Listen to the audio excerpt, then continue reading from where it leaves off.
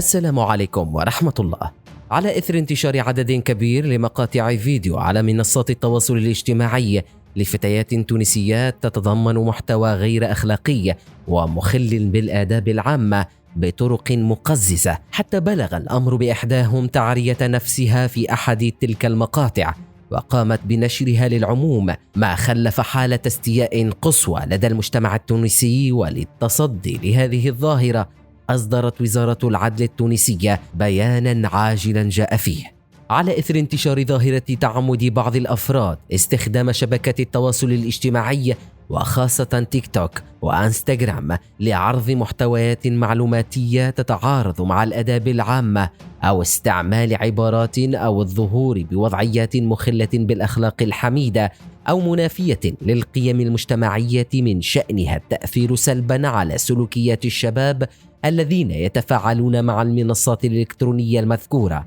أذنت السيدة وزيرة العدل للنيابة العمومية باتخاذ الإجراءات القانونية اللازمة للتصدي لهذه الممارسات وفتح أبحاث جزائية ضد كل من يتعمد إنتاج أو عرض أو نشر بيانات معلوماتية أو بث صور أو مقاطع فيديو تحتوي على مضامين تمس من القيم الأخلاقية. بالتوازي مع هذا البلاغ الرسمي، أكد الإعلامي سمير الوافي أن الجهات المختصة بدأت في توجيه استدعاءات أمنية لبعض التونسيين الذين استغلوا مواقع التواصل الاجتماعي للاعتداء على الآداب والأخلاق العامة، قائلاً إن القرار سيشمل حتى التوانسة الذين خارج تونس سيتحولون إلى مطلوبين للعدالة، وستكون محتوياتهم المنشورة موضوع إدانتهم حسب فصول قانونية صارمة. وقد بدأ تفعيل البلاغ فوراً، وقد بلغنا أن الاستدعاءات للبحث في الفرق المختصة بدأت تصل إلى بعضهم،